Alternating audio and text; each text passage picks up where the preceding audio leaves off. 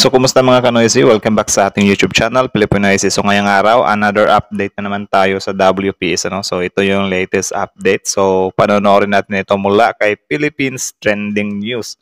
Meron ng pamagat na kakapasok lang, Diyos ko po, nagbanggaan na Taiwan at China nagpalipad ng rockets, babagsak sa Pinas? Question mark. So, tanong siya, no? So, binasa lang natin yung title at saka yung ano niya.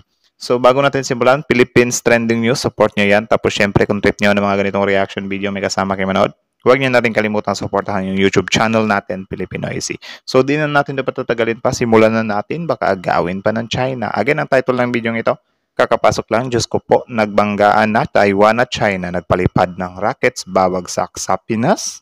Question mark. Question eh. So, like, comment, share, subscribe. Start. Pulungan ng Kongreso sapagkat si Senate President Zubiri na Ulit. tayo dyan sa batas na kapulungan ng Kongreso sapagkat si Senate President Zubiri nanawagan sa mga Pilipino na ilayo ang usapin sa politika pagdating sa usapin ng soberanya ng ating bansa, lalo na ang issue dyan sa West Philippine Sea.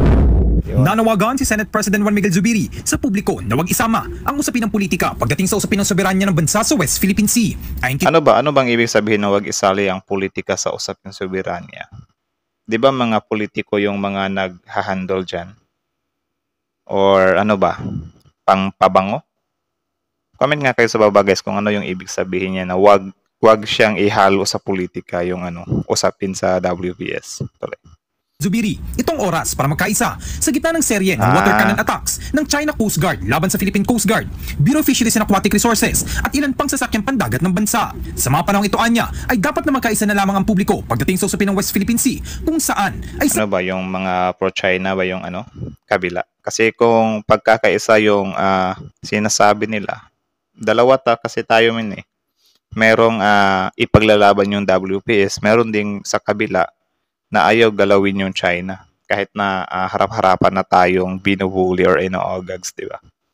I think that's, tuloy. Handang porsyento ng pagmamayari ng mga Pilipino. Nababangalang senador na sa tuwing lalabas ang Coast Guard vessel at BIFAR ay palagi na lamang silang binabanatan ng water cannon ng China Coast Guard. Tama. Ilang daan na rin anyang diplomatic protest ang inihain ng kasalukuyang administrasyon dahil yan sa patuloy ng pangbubuli ng China sa ating mga sasakyang pandagat.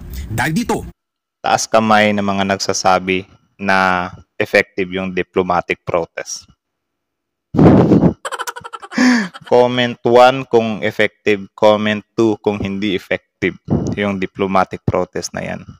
Kasi para sa akin 2 Sa akin lang naman yun, opinion ko lang din naman yun kasi based na din sa mga ipinapakita ng China, kinatigan ni Zubiri ang naging mungkahi ni Senate Deputy Minority Leader Risa Ontiveros na patuloy pa rin magsagawa ang ating mga tropa ng resupply mission at pagpapatrolya sa West Philippine Sea kasama ng mga kaalyadong bansa. Narito pakinggan natin ang bagay na payag ni Senate President Juan Miguel Mig Zubiri. Sumasanayan po ako dyan. Yan ang suggestion din ni Senator Estrada.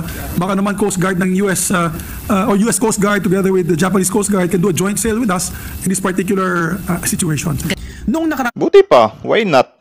Why not? Di ba? Total, nandyan na din naman yung US. Bakit yung mga resupply natin, hindi natin pasamahan ng US? Tingnan lang natin kung ano yung gagawin ng China.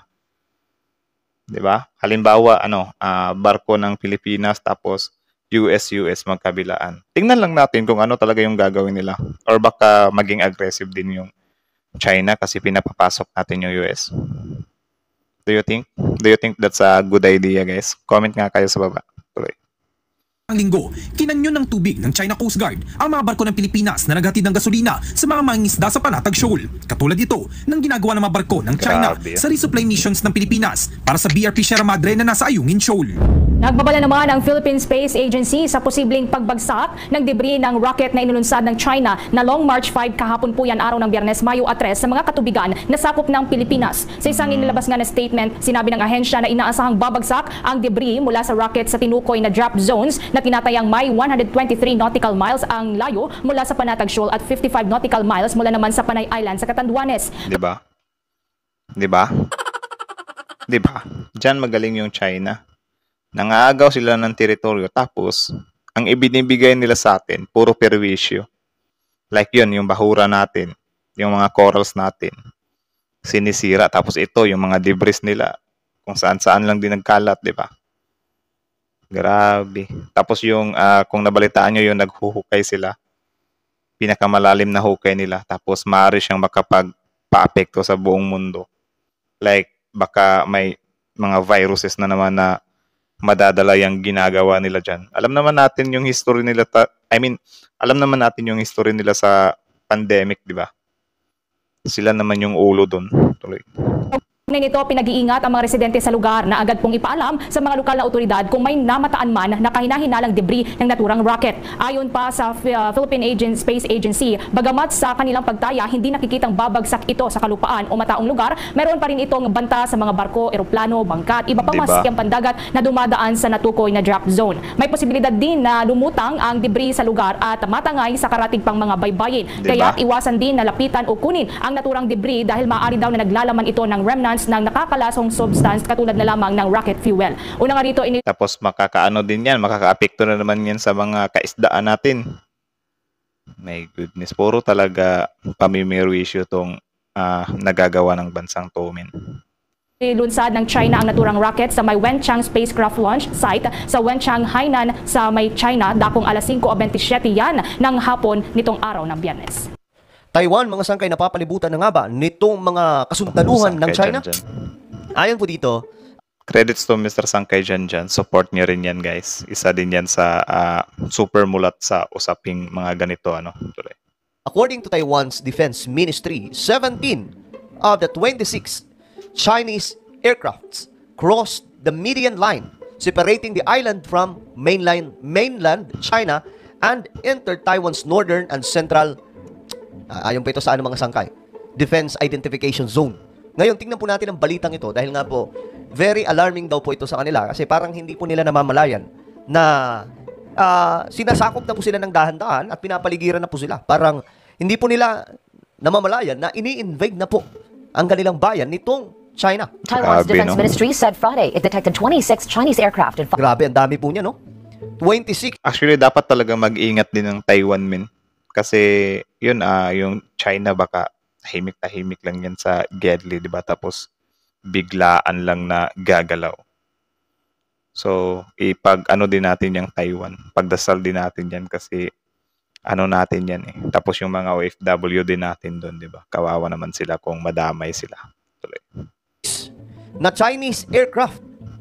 At ano pa? 5 naval vessels around the self-ruled island in the past. Ayan, no? 26 na Chinese aircraft, mayroon din daw pong 5 mga barkong pandigma na nakapaligid na po sa island ng Taiwan. 24 hours. Defense Ministry said 17 of the aircraft crossed the median line and entered Taiwan's northern and central air defense identification zone. This comes weeks before the May 20 inauguration of new Taiwan President Lai Ching-te, whom China regards as a dangerous separatist. Okay, so eto mga sangkay. May taktika kasi ngayong ginagamit itong China.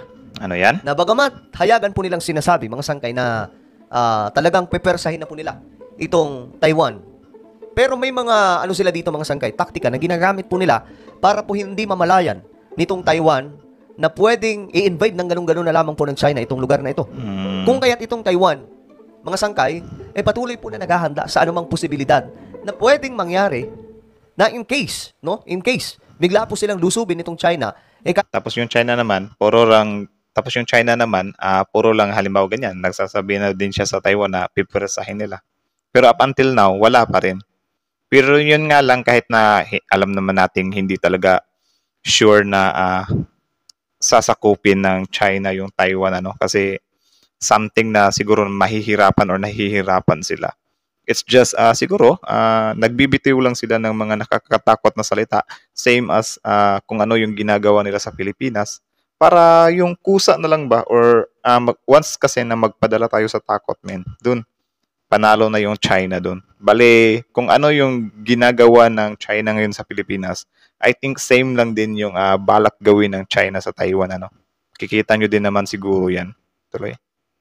Kahit pa paano mga sangkay, may palag po sila. Ang tanong nga dito, ang Taiwan ba, kaya pong suportahan nitong Amerika at iba pang mga kaalyadong, matatawag ba natin kaalyado? Parang hindi pa po, mga sangkay. Kasi kailan lamang po sila kumalas itong Taiwan sa China. Pero may mga sumusuporta like Amerika, no? Beijing claims democratic Taiwan as part of its territory and has never ruled out the use of force to bring the island under its control. Manila Malls filing another diplomatic protest against Beijing following its latest water cannon attack. Okay, mga sangkay. Itong Taiwan, malapit na malapit po ito sa ating bansa. Kaya just in case na magkakaroon po talaga ng problema, halimbawa magkaroon po ng paglusob itong China sa Taiwan, umasa na po tayo o ilagay na po natin sa isipan natin na possible po talaga madamay po tayo. Especially dito po sa Luzon. Ito po yung unang-unang tatamaan kasi mga sangkay. Papunta po doon sa may northern area mga sangkay. Talagang isa po sila sa possible na pinakatatamaan sa digmaan just in case sa mangyayari mga sangkay. So ngayon, ang ginagawa ng... Parang ano pala yan, double kill. Pero yun nga, alam naman din natin na siguro, while binabalak pa lang ng China na dito tayo dadaan sa Taiwan, tapos after niyan, idamay na din natin yung Pilipinas. So yun, ang ginawa ng US, ang ginawa ng Pilipinas, nakipag-alyansa tayo sa kanila. Ngayon, naprestuhan ngayon yung Luzon ng mga missile. Di itong China, nagpanik agad kasi napagtanto nila, my goodness, parang nababasa tayo ng ng Pilipinas at US yung mga plano natin. Siyempre, ampaw yung mga plano nyo Boom! Tuloy. Ay, dahan-dahan po. Naglalagay po sila ng maraming, alam nyo yung parang barikada. Yun. Mga sangkay. Naglalagay po sila doon ng mga kasundaluhan sa paligid ng Taiwan. Dahan-dahan. Na medyo mga sangkay, sabihin na po natin, kung sa atin lamang po parang ang layo ng dating, pero naku mga sangkay, malapit na po ito sa Taiwan. Kung magkakaroon ng digmaan mga sangkay, mas mabilis po ang pag-invade ng China sa Taiwan. Kung nakabarikada na po doon, halimbawa marami pong isla dyan sa Taiwan, ang binibuild up na po ngayon nitong China. Grabe no, magulang ngayon, talaga. Ang tanong dito mga sangkay, kailan talaga mag-uumpisa itong invasion ng China? Ngayon nga mga sangkay, naglabas. Yan lang din yung napakalaking tanong dyan. Kasi itong China, wala din naman. Puro lang din naman pagbabanta. Actually, parang hesitant nga din yung yung Taiwan yung China sa pagsugod dyan sa Taiwan kasi yun nga, may assist nga yan ng Amerika. Pero yun, siguro kapag halimbawa gulatin talaga ng China yung Taiwan. Tapos yung suporta ng US ay parang medyo hilaw or hindi talaga full support. Baka doon na tayo magsimulang kabahan na baka magaya tayo sa Taiwan kapag nagkataon. Pero yan, tignan na lang talaga natin kung gaano talaga anong magsalita itong US sa yung mga ironclad nila. So abangan na lang din natin yan, men. So sana nga hindi tayo isabay ng China sa Taiwan pero I think parang isasabay.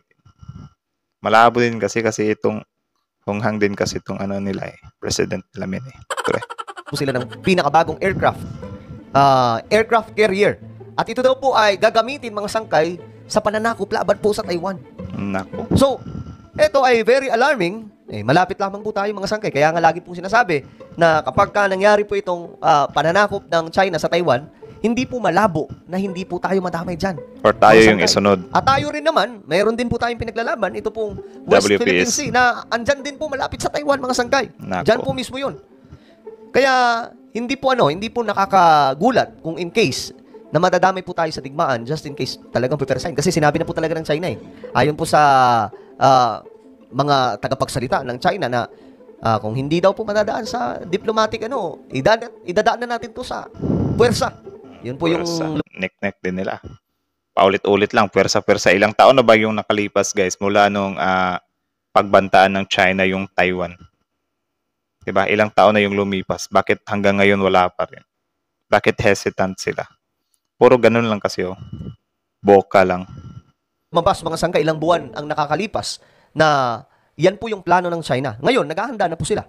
Panay po paramdam, nagkakaroon po sila ng military drill doon, malapit po sa Taiwan, gamit po yung isang warship na sinasabing pwedeng gamitin mga sangkay sa pandigma laban po sa Taiwan. So, ang tanong dito, kakayanin ba ng Taiwan kung in case talagang susugurin na po sila ng China? Sila lamang po ang makakaano niyan mga sangkay. Kaya nga po, patuloy po sila ngayon na naghahakot ng maraming mga military reservist, para just in case. Tayo rin naman, nag-ano din po tayo, pagkakalam po natin mga sangkay, nagkaroon din po ngayon ng recruitment ng military doon po banda sa lugar na malapit po sa Taiwan, na para kahit paano maproteksyonan daw po natin yung kapuluan. Nagpadala din daw po doon ng maraming mga kasundaluhan para po proteksyon. May mga nagre-react nga po dito, yung yung tawag dito, makatutol block. Yung makatutol na grupo, alam. Makatutol block. Sino yan? Yun na yun, yung Makabayan Black daw po, mga sangkay na nag-ano sila, parang nagsalita sila na bakit daw nagpapadala doon na maraming mga sundalo malapit sa Taiwan. Hindi matadamay tayo sa digmaan. Magpadala man o hindi ng mga Inang yan. Kala mo talaga mga concern eh. Sus, wag na. Lumang ano na yan? Lumang tugtugi na yan. Makabayan Black. sundalo doon, mga sangkay, damay po talaga tayo. Tama. Kaya mas mabuti na lagyan po Handa. talaga doon ng mga sundalo dahil kahit papaano may protection yung ating bansa, no? So ano po ang inyong opinion? Total, yung mga i-hire natin, dito lang din naman natin sa bansa natin nilalagay ah. Hindi naman sa Taiwan ah. So bakit pinipigilan nyo na maghanda tayo? Eh yung China nga, nilalagyan na nga nila ng mga kasundaluhan yung mga paligid-ligid nila malapit sa Taiwan, tapos tayo, bawal tayo maghanda. Alam naman natin na may malaking possibility na tayo din talaga yung isusunod ng China or baka nga isabay tayo sa Taiwan, di ba? Grabe kayo mag-isip. Yung tungkol po dito, sa tingin nyo ba, itong Taiwan, itong kanilang mga na-detect, mga sangkay na maraming mga Chinese aircraft at maraming mga warship na nakapaligid po sa kanilang bayan, ay ito na ba ang signal ng posibleng pananakop o pagsapilitang pagbawi ng China sa Taiwan? I don't think so. So, ayun lang. Kita nyo naman yun mula kay Philippines Trending News. Support nyo yan, guys. Original video in the description box below. Tapos, syempre, bago nyo iwan yung channel natin, huwag nyo na rin kalimutan supportahan yung YouTube channel natin, Filipino AC. Also, credits kay Mr. Sangkay Janjan TV. Ano? Solid din yan sa mga ganitong contents, men. Support nyo rin yan. So, yun. Kita nyo naman na grabe yung China. Wala talagang pakundangan, ano? May pa-target pa talaga sila sa Taiwan eh. Sobrang tagal na niyan. Actually, for me talaga parang dadaan pa ng mga 5 to 10 years yung ano eh. Yung girian dyan sa Taiwan at China. Kasi yun, based nga sa pagkakabasa natin daw expert, kati nga yung mga mostly makikita natin dito. Wala talaga parang hesitant din talaga yung China sa ano, like parang hindi sila interesado talaga sa war Like, more on sila, pananakot lang talaga. Kikita nyo naman yan. Kasi kung tutuusin yung Taiwan, dapat tapos na yan eh. Pero bakit hindi nila magawa? Kasi, yung China, takot sila na ano eh, na galawin yung mga alyansa ng US. Kasi alam din naman ng China na hindi din nila kaya yung US. So, yun yung mga nangyari. Tapos, yun nga ano, yung yung mga resupply natin, yung mga Coast Guard natin, bakit hindi na lang natin pasamahan ng mga US? Tingnan natin kung ano ang gagawin ng China. Or do you think mabubutasan tayo ng China dyan? Sasabihin na naman nila na nagtitrespass yung US. Magpapabiktim na naman yung China dyan. Grabe na parati silang pabiktim tapos tayo yung may papel. Parang asawa ka tapos yung kabit ang lakas makapabiktim. Di ba nakakaasar yung ganun? Nakakainis, nakakaasar. Ang salap pag tatatampalin, di ba? My goodness talaga. So yan lang naman. Kayo, ano masasabi nyo dito? Comment down below. So again, Philippine Trending News, support nyo. Also Filipino AC, syempre. So see you in our next reaction video, guys. So thank you so much for watching. Filipino AC is out.